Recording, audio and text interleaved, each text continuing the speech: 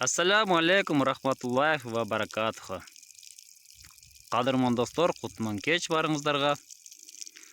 Менин YouTube каналым көрүүчүлөрү, кандайсыздар, эсенсиздерби? Тынч аман жатасыздарбы? Ылайым оорубаңыздар, оору сыркоодон алыс болуңуздар. Бүгүн өзгөчө деле тема жок.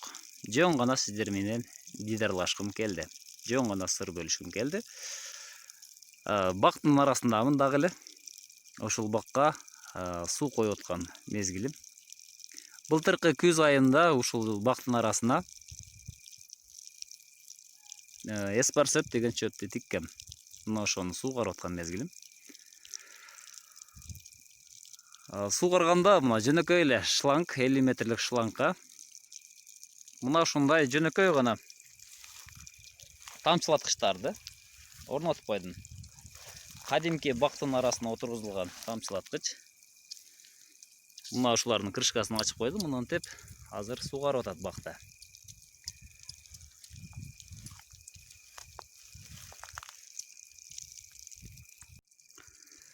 Эспарсепте эки күзүндө жамгыр менен чыкты.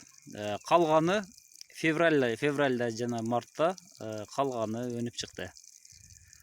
Азыр мына ушулду суугарып аткан мезгил. Кыргызстаныбыздын 95% жери толуу эсептелет. Демек, толуу өлкөлөрдүн катарындабыз. Демек, жерлерибиз көпчүлүк жерлери, кайрак жерлери дагы көп. Анткени тоого суу чыкпайт. Кыргызстандын элинин 70% бул айылда жашайт. Ошондуктан иш жоктон айла жок элибиз миграцияга кетүүдө. 30 жыл бою мигрант болуп жашап келатабыз. Мигранттын баласы кайрадан мигрант болууда.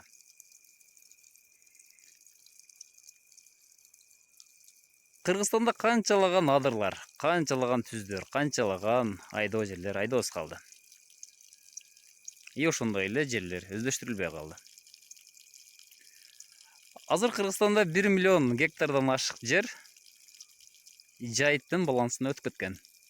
Болгондо дагы жогорку бонитет менен катталып калган. Жер семиз күрдүү деген ат менен кирип калган. Ал жерде бак кылууга дагы көп жылга дагы арендага бербей келет. 1-2 жылга бериши мүмкүн. Бул мамлекеттеги бийликтегилердин эң чоң катасы. Кайрак жерди элге бөлүп бергенде эл өз күчү менен 5-10 жылда сонун бактарды жаратмак. Тилекке каршы мындай иш аракет байкала элек. Балким келечекте мына ошол ой ишке ашат болуш керек.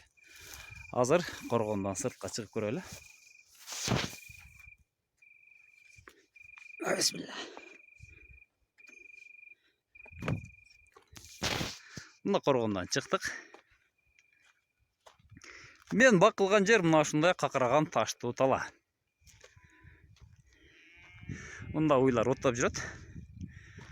Бул жерде 1 гектар жерге жайыт несебине кирген жерде уй тоймок турсун, бир эчки дагы тойбойт. Себеби мына какыраган таштуу жер.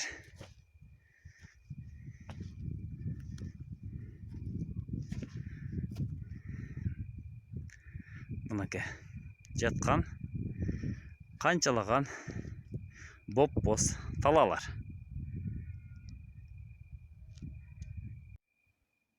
Эгерде мамлекет элге жайыттын эсебине кирген жерлерди бөлүп берип, бак кылууга уруксат бергенде, узак субсидия же болбосо кредиттерди берсе, бул жерден элден мамлекетке налог түшмөк. Дың жерлерден артезиан сууларды чыгарып берип, же насосторду коюп берип, же болбосо жаңы технология тамчылатып суугаруу боюнча мастер-класстарды, ошондой эле окутууларды жүргүзүп, мына ушул ишти реалдуу колго алганда, анда мамлекетке салык түшүп турмак.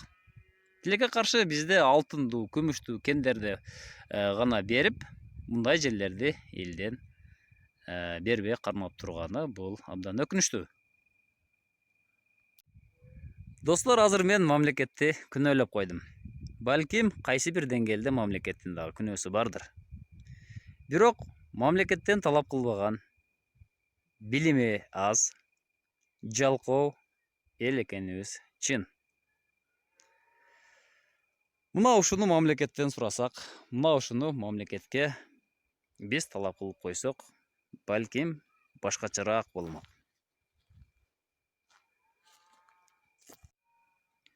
Биз Кыргызстанга бактыгеле, биз Кыргызстанды гүлдөтөлү. Мына ушуну мамлекетке сунуш кылайлы. Биз өз жерибизде эркин жашайлы. Биздин балдарыбыз мигрант болбосун.